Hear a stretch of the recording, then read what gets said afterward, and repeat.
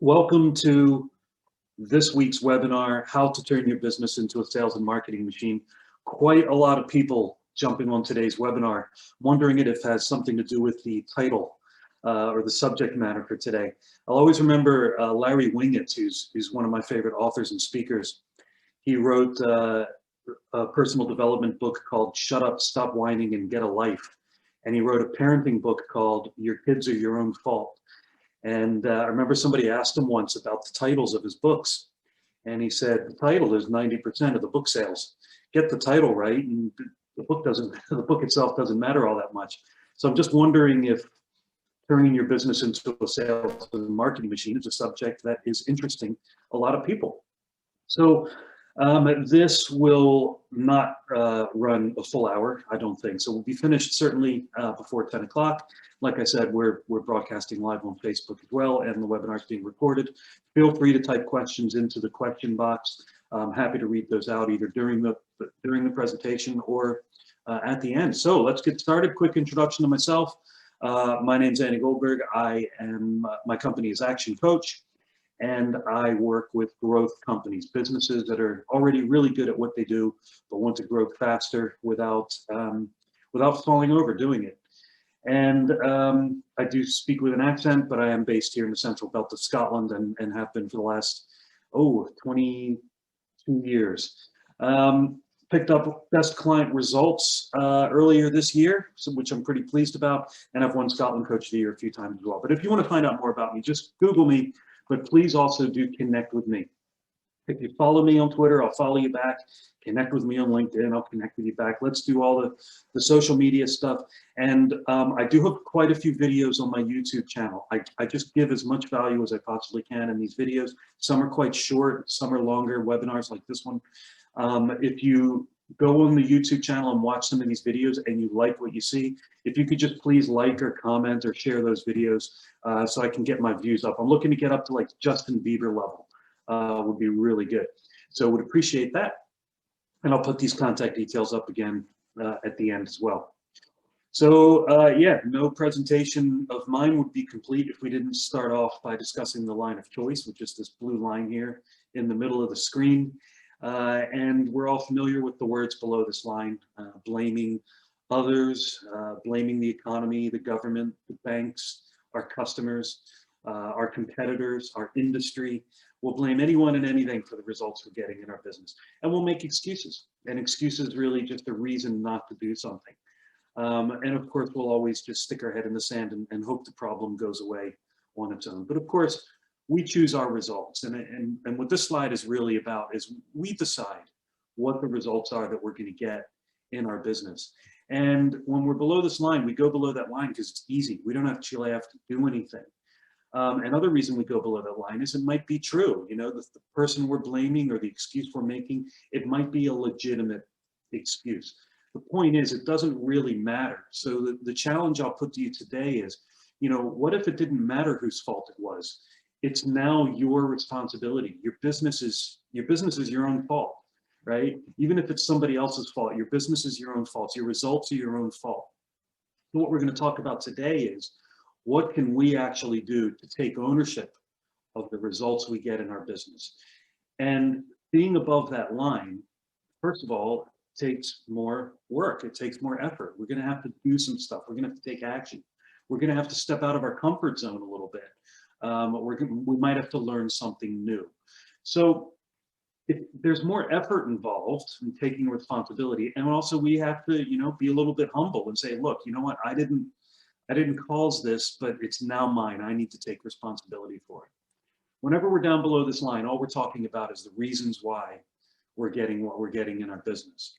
But when we're up here, we're talking about results. So instead of saying we can't because, we're saying, how can we? What can we do? And I want you to remember as well, there's the two most expensive words in business. These are two words that we're not allowed to say in my business. My clients know that they can't use these two words in a coaching session with me. And the two words are I know.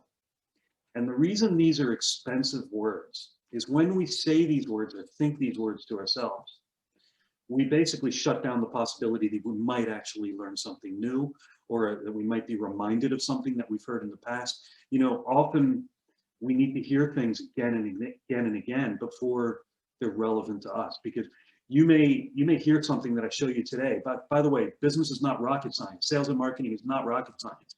There's nothing I'm going to tell you today that you couldn't Google.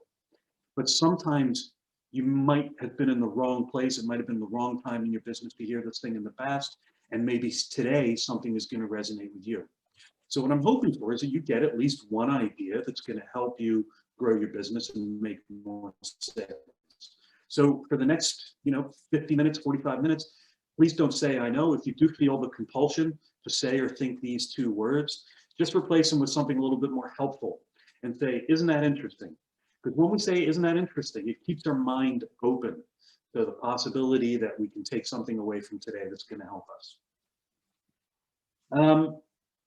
The importance of good marketing and good planning for your marketing can be illustrated in a couple photographs that I took off the internet. I quite like this one. Yeah, the time and expense putting up a big billboard or advert. It helps to just write left and right on the back of the pictures before you put them up. Or maybe they did have left and right, but the guy who puts up the pictures has read them backward. And I thought these were quite good for example. This is one of my favorites. This item is reduced due to the misspelling of the word bird. Fantastic, $1.19. And finally, yeah, this is probably my favorite one. Just be careful where you put your greeting cards. All right, so look, when you're putting your marketing strategy together, inject a little fun in your marketing. People like to have a laugh. People like to have a little bit of fun. You're probably not doubled over with laughter at the moment, but make sure your marketing has a little bit of fun in it. And let's just get one thing out of the way first before we start talking about your sales and marketing machine. This quote is one of my favorite quotes from Action Coach Chairman and founder Brad Sugars. He said, your business is perfectly designed to give you the results that you're getting. And it's what I interpret this to mean is your business is set up a certain way, and the results that you're getting right now in terms of your sales, in terms of the number of customers you have, your repeat business, you're getting the result you should be getting. You're getting the results that you deserve right now. And if you want to change your results, it's got to be more than just, okay, I'm going to do something else. I'm going to change something. It's got to be, I'm actually going to change the way my business operates. I'm going to create a new system. I'm going to create a new structure. In other words, make permanent changes to the way your business runs. Don't just go, okay, I'm going to do more of this or implement a new strategy. I'm going to actually change the way my business runs. I'm going to create a machine that continues to run until I change it again. So if you're not getting the results that you want, change the design of the business, change the way the business actually functions on an ongoing basis. So what is a sales and marketing machine? What is it? Business is nothing more than a sales and marketing machine. That's why I gave this webinar its title. All a business is here to do is sell and make a profit and get new customers and keep those customers. And anything else, you really kind of need to question its priority. We're here to get and keep customers.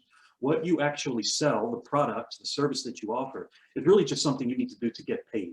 Okay, so I just want you to think about business a little bit differently. What we're here to be doing is sales and marketing. Yes, you also have to deliver the product and you've got to provide excellent service, but that's all about, keeping the customers that you work so hard to get. So what does a good business, a good sales and marketing machine look like? What I've tried to do is I've tried to just put it all on one screen, and it's really only 7 or 8 bullet points. And at least for starters, at least for today, if you were able to tick each of these boxes, you would have a really good, high-performing, consistent sales and marketing machine. So I hope you're taking notes. All right, so here we go. Number 1 for an effective sales and marketing machine. This is the marketing machine first. We're doing the marketing first. Getting new leads, getting new prospects, getting people through the door, getting people to your website, getting people to pick up the phone and call your office. And the first thing we need to do is we need to make sure that you're either the lowest cost provider, meaning that you can go cheaper than the competition and therefore you can produce cheaper than the competition, or you're tangibly unique in the eyes of your target market.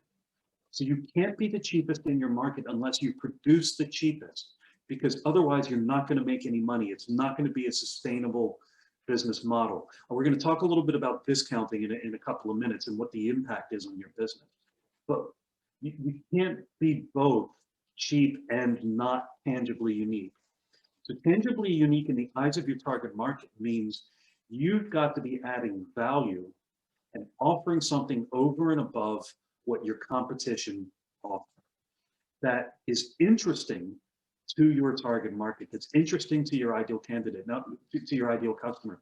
Too often I see businesses talk about, on their websites or whatever, why you should choose us. And they say things like, well, bespoke solutions, and we really care about our customers, and we're local, and we're Scottish, and all this kind of stuff. And it's meaningless, it's absolutely pointless to the customer. The customer only cares about one thing, and that is, how is it going to benefit me? If I'm going to spend a little bit more with you, what am I going to get for my money? And if I'm not spending a little bit more with you, then you're just competing on price anyway, and I might as well just go price shopping.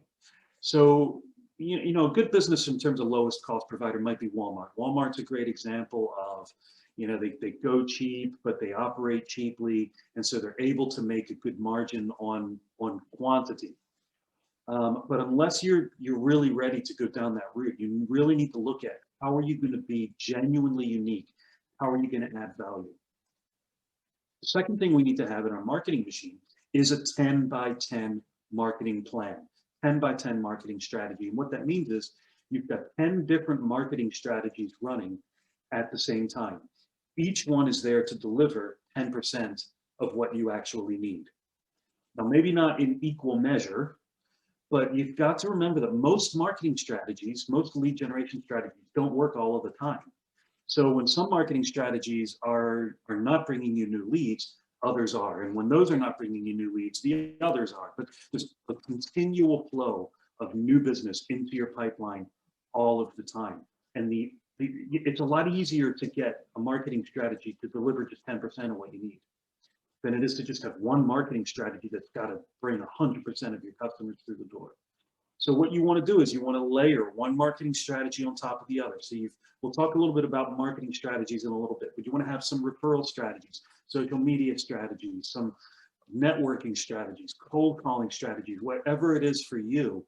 But we need to have multiple marketing strategies and a combination of short-term and long-term, direct and indirect, passive and active, lots and lots of marketing. And we want to have continuous value add follow-up with all of our past prospects and past customers. Now, past prospects meaning people who were interested in your business, people who were interested in your products, but didn't buy from you at the time.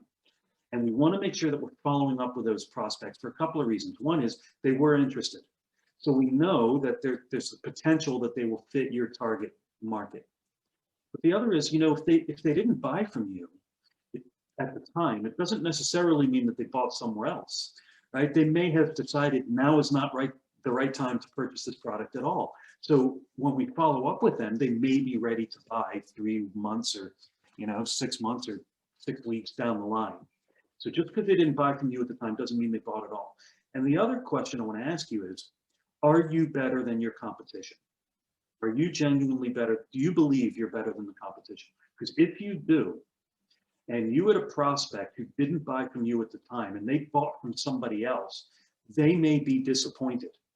And it may be the right time for you to get back in touch with them and say, okay, are you ready to come crawling back and find out how it's really done? Okay, so your past prospects may have been disappointed by their current supplier, and it may be the right time for you to swoop back in. And past customers as well. They've bought from you in the past. They are ideal customers, hopefully. They're in the market for your products and services. You want to be staying in touch with them. Generally speaking, when I engage with a new client who's looking to grow their business, that's one of the first ways I find some quick financial wins, some quick sales wins, is by getting the client to just get back in touch with their old customer database and invite customers to come back and give them some incentive to come back and invite the prospects to come back. But we don't want to just be bothering people with sales messages and marketing messages. We want to be adding value. So you need to mix it up with your system. Okay, so I say continuous and I say persistent, but you want to mix it up a bit. So maybe we're doing some emails, social media, phoning people up. Sometimes it's an offer, sometimes it's a blog, sometimes it's an invitation to an event like this.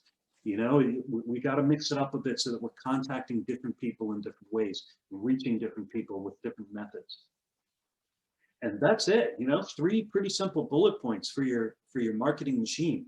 If you were genuinely unique and you were in your marketplace and you had 10 marketing strategies running all the time and you were consistently following up with your past prospects and customers, I would say you've got a really good start to a fluid marketing machine. Let's continue because we still got to do the sales. So you've marketed and you're getting potential customers. Now we need to sell. And the first bullet point I'm going to be looking for in your sales and marketing machine is, do you have a clearly documented sales process, a system, a sales system that everybody follows in the business?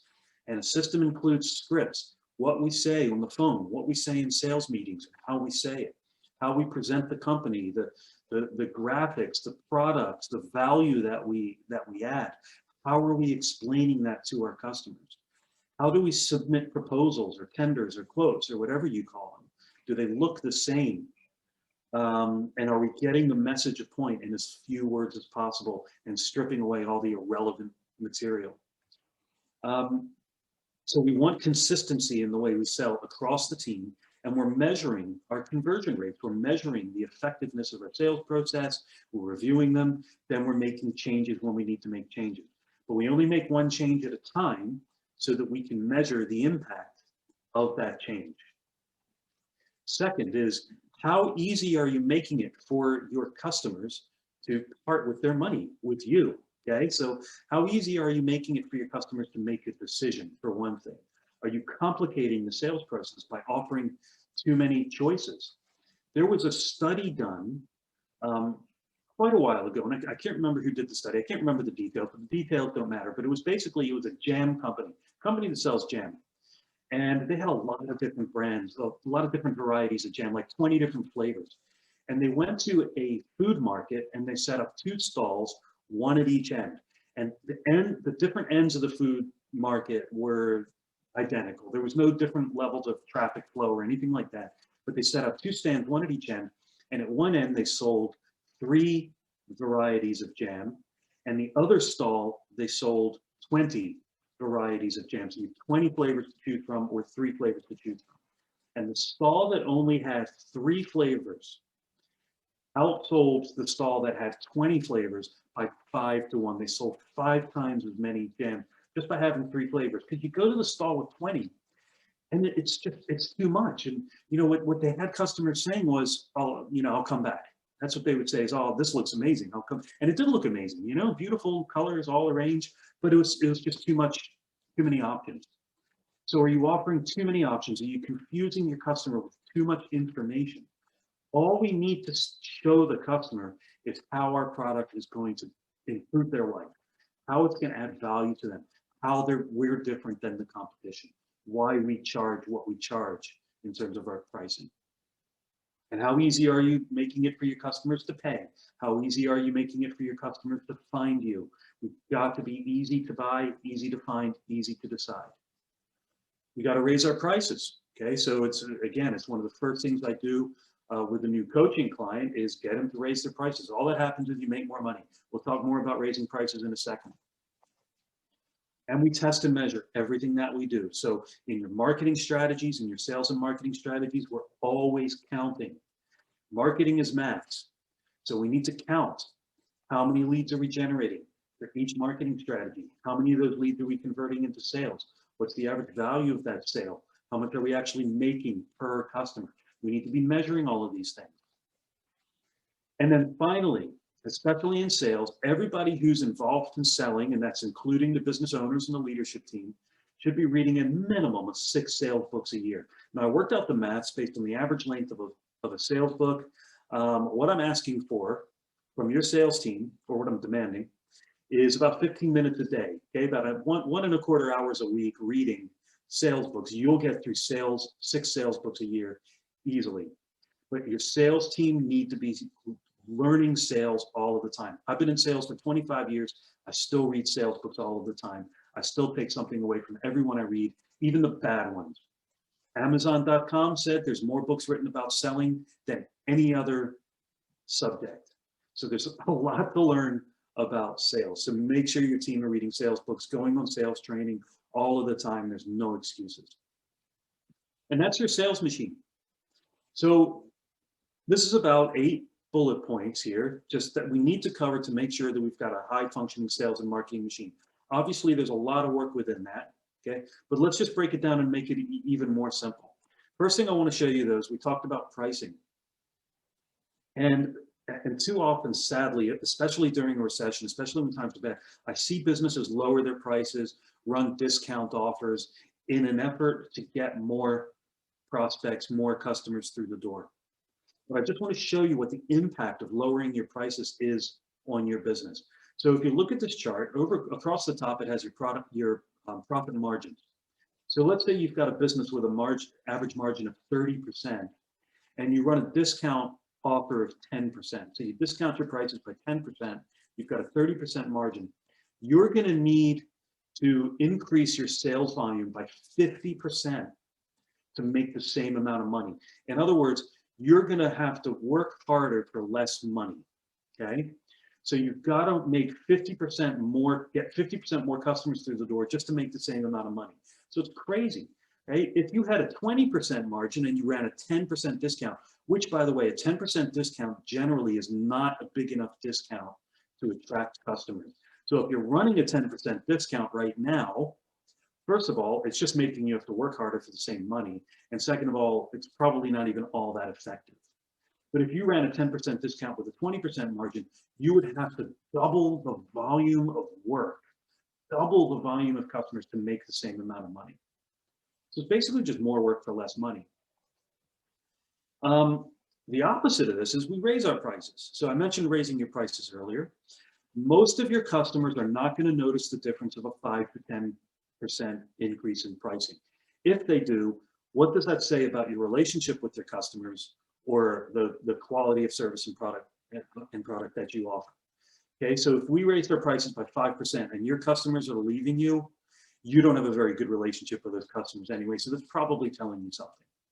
But let's just say, let's go back to the 30% margin. So if you had a 30% margin in your business and you raised your prices by 10%, you could stand to lose a quarter of your business and make the same amount of money.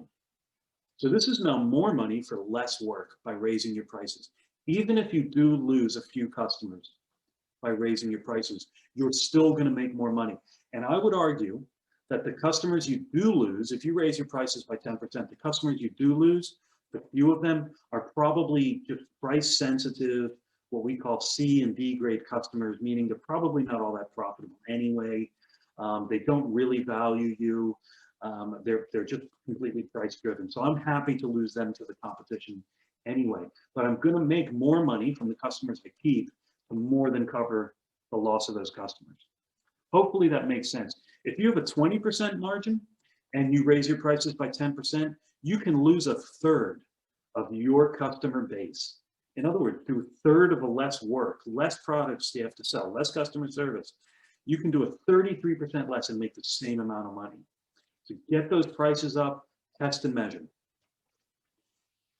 All right, so let's talk about what the impact of having a high-performing sales and marketing machine will have on your business. What I'm going to show you now is the business chassis. A lot of you have seen this one before.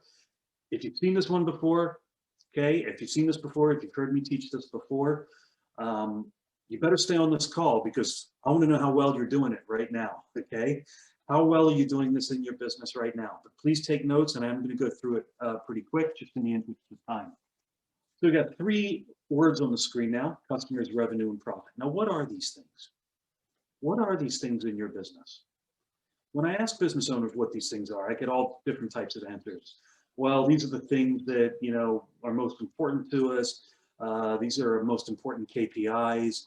This is the reason we're in business. These are the things we want more of: more customers, more revenue, more profits. Well, now they've got an equal sign in front of them. What follows an equal sign? A result. an outcome follows an equal sign. And customers' revenue and profits are just results. And we can't impact these directly. If we want to improve the results, we need to improve the actions that create the results. You can't improve the result unless you improve the action that creates it. And there are 5 actions that we focus on in your sales and marketing machine to get you the results that you're after. And those actions are, first of all, lead generation. So we need to be counting the number of leads. Conversion rate, which is the percentage of those leads that we turn into customers. So a lead is a prospect, somebody that's expressed an interest in doing business with you. The conversion rate is a percentage of those leads we turn into customers. The customers is paying customers. And then number of transactions is on average how often those customers buy from you and how long they stay with you before they leave. So that's transaction frequency and also customer retention, customer loyalty. And average value of sale or wallet share, how much those customers spend with you each time they buy from you. That gives you revenue. Customers times how often they buy times how much they spend with you when they buy gives you your revenue times your margin gives you your profit. So it's these 5 areas in blue that we need to focus on. So let's talk about a couple of strategies for each of these 5 areas, but I also want to look at what the impact would be on your business financially if we were to do this. So let's just say, for example, we'll do this over a 12-month period. So this is a fictitious business, made up numbers, but let's just say this business over the year generates 4,000 potential customers and converts 25% of those leads into customers. How many customers would they have? That's right, 1,000. Okay, so the mental math is going to get harder as we go along, so you might need to get a calculator out. And let's say this particular business, we know on average, customers buy from them twice a year. Okay, now some customers buy from them once, you never see them again. Other customers are regulars and they buy every week. We just want the average. Okay, so on average, because we don't care about these numbers in isolation, we only care that these numbers go up. So we know that on average, customers are buying from us twice a year, and on average, they spend 100 pounds with us. Again, we just focus on the average. So some customers may spend 10 pounds, some may spend 1,000 pounds. Whenever I ask business owners what their average value of sale is, they say, oh, it's impossible because our range of products is so varied. You know, we have really, really cheap stuff and we have really expensive stuff. The point is that we just want to know the average. We want to know the trends for when we implement a strategy to increase the average value of sale, whether or not it's working. So it doesn't matter what the variance of your different pricing structure is. We just want to know the average. So in this case, the average value is 100 pounds. So what would that give you for revenue? You got 1,000 customers spending 100 pounds twice a year, gives you a revenue of 200,000. And let's say we have an average profit margin of 25%. That would give us a profit of 50%.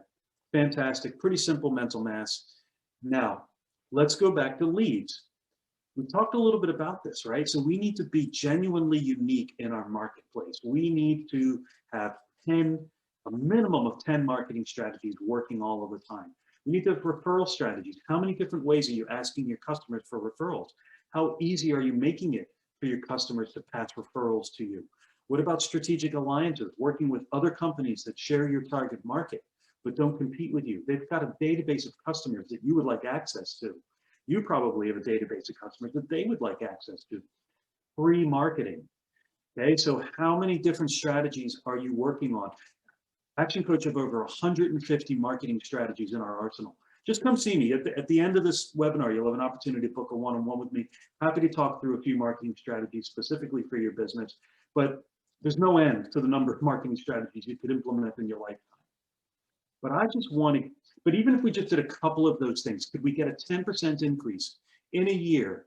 If we got a 10% increase just in our number of leads, how many leads are we generating in year 2? What's the math? 4,400, right? So in year 1, we've done 4,000. We're going to really focus on marketing and really push it, but I just want a 10% increase. So in year 2, we're going to generate 4,400 leads. Now, conversion rate is the percentage of those leads that we're actually going to turn into paying customers. So that's your sales process. We talked about that. Just by documenting your sales process and measuring it, you'll improve your sales process you'll improve your conversion rate by at least 10%. Reading some sales books, doing some sales training, you'll get another improvement. Great testimonials. So on my website, if you go on my website, actioncoach.com/Andrew Goldberg, you will see written testimonials from my clients about the results they've had and the experience of working with me. And you'll see video testimonials. So you'll actually be able to watch real humans, named humans, who own businesses here in Glasgow, talking about the benefits of working with me. Now, it's one thing if you say how great you are, but it's much more powerful if your customers are talking about how great you are. So how powerful are your testimonials? And I don't want to see Mrs. Smith Glasgow says, okay? No anonymous testimonials. I want real people, real named people talking about your business. Otherwise, I'm not going to believe it. A great guarantee improves your conversion rate as well, okay? So how well are you guaranteeing your products and services? Are you offering something over and above what the competition are offering in terms of a guarantee? So we've got 57 different strategies to improve conversion rate in Action Coach's little treasure chest of toys, right? So so if we really focused on your conversion rate, did some of those things we talked about in the sales and marketing machine, could we get a 10% increase, just a 10% increase in your conversion rate? Of course we could. So what would your new conversion rate be? How many people are saying 35%? 10% increase on 25%, 35%? No, it's not. It's 27.5. Because it's 25 plus 2.5. We're just looking for small improvements. So if you have 4,400 leads, generate 27 and convert 27.5% of those into customers, how many customers would you have? 1,210 customers. All right, number of transactions. This is getting your customers to buy from you more frequently. Here's a statistic. It's 5 times cheaper and easier to keep an existing customer than it is to get a new one. Okay, so while you're focusing on all these marketing strategies to get you new leads, why aren't we spending more time trying to keep our customers and get them coming back? So again, in Action Coach, we've got over 80 different strategies to get your existing customers to come back. But let's just keep in touch with them, continue adding value, build those relationships, have a loyalty program or a VIP program where you reward your customers for their loyalty. So the more they buy from you, the more value they get, not a discount. Okay, I prefer that you don't offer a discount as part of a loyalty program, but there might be a time to do that. So if we really focused on number of transactions and just implemented a few strategies over a year, could we get a 10% increase on your number of transactions? Of course we could. What would that give us? 2.2. An average value of sale, getting that number up is not hard because your customer's already buying from you anyway. So how do we get the average value of sale up? Well, number one, we raise our prices, 5%, 10%. Most of your customers aren't going to notice the difference. How about upselling, having add-on products and services based on the needs of the customers? Okay, so not pushy sales. I define pushy sales as trying to sell the customer something they don't need, but add-on products that are actually going to add value to what the customer's already buying. Who invented the systemized upsell? McDonald's invented the systemized upsell. Every single product who bought a burger was asked one question: do you want fries with that? Every single time they were asked, do you want fries with that? And 1 in 3 customers said yes. It was the easiest upsell in the world, added millions onto the McDonald's bottom line. These days, you buy a value meal, they ask you, do you want to go large? So you can't buy anything at McDonald's without them offering you something else.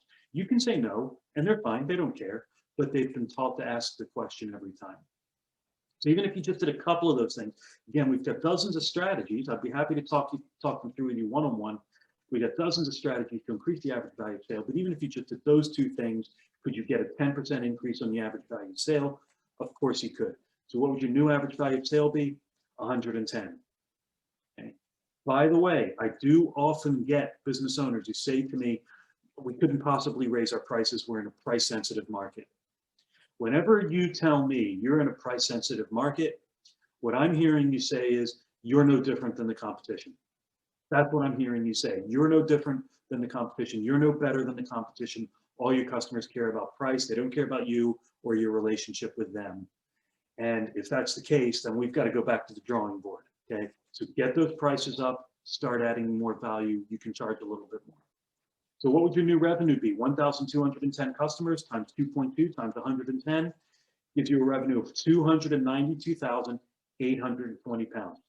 Now that's pretty exciting, but we're not there yet because revenue is vanity, profit is sanity, okay? So we need to look at margins. Margins is the easiest of the 5 ways to increase in the business, by far the easiest. I do get a lot of pushback from some cynical business owners who say, nah, you can't improve my margins. I'm running lean and mean. You know, we've pushed our suppliers best we can. We can't raise our prices anymore. No, margins is by far the easiest to improve. Just by creating some greater efficiencies in the way you run your business, eliminating any unnecessary costs that are not contributing to the growth of your business. Raising your prices increases your margin.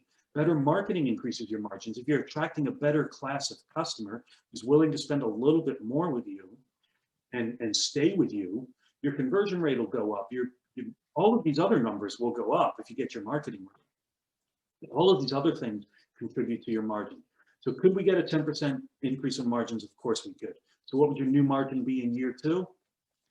You guessed it, 27.5%, and that gives us a profit of £80,525 and 50p. Now, so in 12 months, basically what we've done is we've implemented a couple of strategies. Let's say you've implemented 2 strategies for each of these 5 ways. So that's 10 strategies in a year, many of which you probably don't need to do all that much work. For example, raising prices. You don't have to do that much work to raise your prices. You don't have to do that much work to document and measure your sales process. But all of these things contribute to an increase in profit. How much of an increase? Well, a 46% increase in sales and a 61% increase in profit. Now, these are fictitious numbers, but if you plugged your own numbers into this formula and increased each of the 5 ways by 10%, you would get the same outcome, 46% increase in sales and a 61% increase in profit. Now, that's exciting, okay? There is a catch, of course. The catch is, there's 2 catches. The first catch is you need to know these numbers and you need to be measuring these numbers continuously. And the second catch is you need to do all 5 to get the compounding results of this formula. There's no sense in increasing your leads if you're not converting them. There's no sense in converting your customers if you're not keeping them. There's no sense in getting customers at all if you're not making a profit on them. So you see what I mean? You can't fill a leaky bucket. So you got to make sure that all 5 numbers are going up. But the good news is none of them need to go up a lot. We just need to be doing this consistently all of the time. Best tip I could give you today, best piece of advice I can give you today is learn the 5 ways. Come sit down with me one-on-one and I'll teach it to you. Learn the 5 ways and then hire somebody or promote somebody in your organization to Chief 5 Ways Officer. And you make them responsible, you make them accountable for knowing these numbers, measuring the strategies that you've got going in these numbers. They don't have to do all the work necessarily, but the 5 ways numbers rest with one person who reports to you on a weekly basis. You can implement these strategies, no problem. Hey, what if you do it? What if you did this just 2 years in a row? Improve each of the 5 ways by 10%. What would your outcome be? You would increase your profit in 2 years by over 150%. Okay, so the math doesn't lie. This is just plain science. Just a 10% increase. So your conversion rate goes up from 25% to 27.5% to 30.25%. These are not massive increases, guys. In year 1, it's 4,000 leads. In year 3, it's 4,840.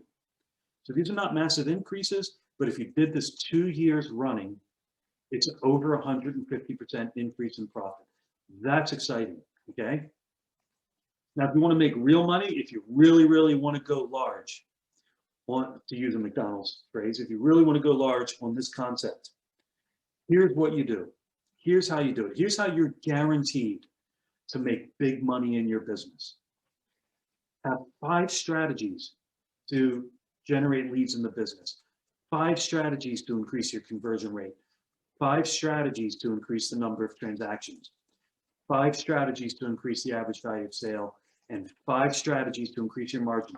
Running all of the time. 25 strategies running in your business all of the time. This can't fail, right? If you've got 5 strategies focusing on each of these that you're measuring, that you're running consistently. How long would it take to implement 25 strategies? That's up to you. That's up to, you know, how many resources you have, how much time you have, how many people you have. But even if it took you 2 years, it took you 2 years to get that up and running, would you see that 150% increase in profit? Yeah, of course you would. Okay, so if you did this over 2 years, that's basically a strategy a month, about 1 strategy a month. So you could get started today, start implementing 1 strategy per month over the next 2 years and set your target for 150% increase. So hopefully that's excited you a little bit. Hopefully that's inspired you a little bit. Okay, so we're 40 minutes in. What I'd like you to do is I'm going to put my contact details up on the screen and make you an offer. While I'm doing that, can you type into the question box what your top takeaway was from today? What was the number one thing you've taken away from today's presentation that you're going to take action on straight away that's going to make the biggest difference in your business? I'll read them out. I won't read out your names. It'll be anonymous, all right? It's a webinar. But I would like to know what your top takeaways are from today. So type those into the question box. These are my contact details. Again, I'm going to hopefully save this recording, fingers crossed, and put this up on my YouTube channel if you want to watch it again. Please also comment or share the recording with other people. I'd be really, really grateful. This is how I grow my business, based on referrals. And finally, I did mention that you are free to book a one-on-one with me if you're a business owner or you run a business and you want some more in-depth help. Happy to sit down with you and do a one-on-one. Just visit my Calendly website, which is calendly.com/Andrew Goldberg Action Coach. That's the link here on the screen, and book in a one-on-one with me. No charge, no obligation, just value, right? I'm happy to talk through some specific strategies for you. Okay, so we got some chat box and we've got some Q&A box here. I'm not really sure what the difference is. 10 by 10 marketing plan. Yep, absolutely. Have a full planning day, what we need to read and what our strategy should be. Yep. Raising prices, 5 strategies, 10 by 10 marketing plan, book 3. Happy to make some recommendations for books if anybody wants to go a little bit, wants to learn more about where they need to go for their learning. Don't tell me you can't raise prices means you are no different from the competition. Yeah, I might have been a little bit blunt there, but I do believe that if you feel you can't be more expensive than the competition, then when you're telling me he's got no confidence about the value that you add. Simplicity of the 10% increase and how it impacts the business. Yep, thank you very much. Excellent. They're still coming through. Multiple strategies to get the leverage in your business. Raising your prices again. You need to be genuine. Oh, here we go. You need to be genuinely unique in the eyes of the customers. Yeah, still coming through. I'll see if I can actually download these and post them up with the recording. Yep, excellent. Raising prices again. Following up. Here we go. Yep, following up with old prospects. Yes, you'll definitely get some quick wins there. Brilliant. Like I said, please visit calendly.com/Andrew Goldberg Action Coach if you want to book a one-on-one with me. Happy to do that. Thanks again for being on today, and look for the recording of the webinar on YouTube. Good luck, everybody. Have a fantastic rest of the week, and I'll see you again on the next webinar. Bye-bye.